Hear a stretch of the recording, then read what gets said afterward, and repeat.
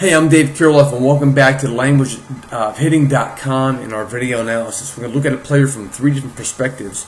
The lower right hand corner, we're going to look at what we call the pre-activating the actions.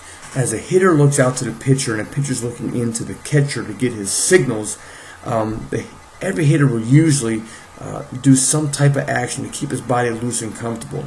And the actions that the hitter is using will actually be pre-activating what's about to take place in the swing.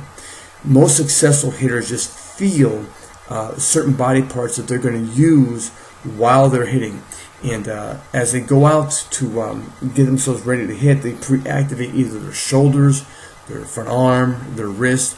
What the player usually trusts, he's going to pre-activate over and over and over again. This player we just watched swing has a really is pre-activating several actions all at one time. It was his wrist. Now he's going to open up with his shoulder swing. It's pre-activating his shoulders, and now he's using his shoulders and his wrist. It's really creating muscle confusion for this hitter.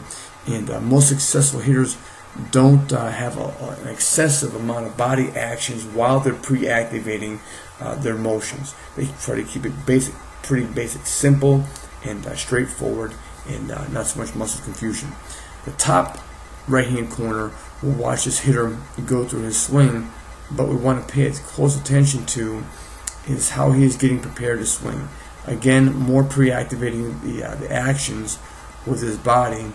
Notice how this player, let me get it set up here again, is circling the bat over and over again in front of his body. It circles, and there's his elbow getting kicked in. But all of a sudden, as it begins to go into his load and his slow down position, he goes from making a circle into a straight line right there.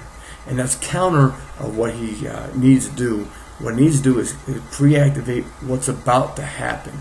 And that's basically go straight back with his hands. Also want to point out to you his excessive leg stride. Sometimes people will think, well, you know, off the bat, he's striding big and his head's going to move out in front of his body. And not keeping himself centered, and he's going to have a big stride with his foot right here. But all these things sometimes are corrected because if we can adjust the space where we want to meet the ball. Sometimes hitters, before they even swing the bat, have already pre-activated. They're going to make contact with the ball with the spaces out in front of their bodies. And a lot of times, spatial awareness can just adjust the mechanics by thinking, hey, I'm going to try to meet the ball in a position where it's going to be closer to a position of power and strength somewhere in the center part of their body. If we move over here to the last frame, we're going to watch this hitter take his last swing, and we're going to see the same type of actions where he is pre-activating actions with a bumping action and circling with his hands, and all of a sudden he begins to shift and to go into a slow down, and that shift is straight back, and then he swings and he misses.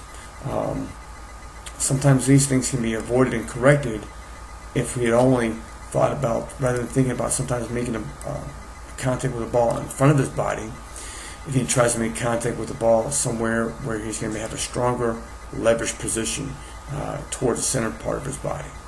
Well, I'm Dave Kirilov, and thanks for checking us out at thelanguageofhitting.com. You can find more information about our hitting paradigms and hitting systems at our website. And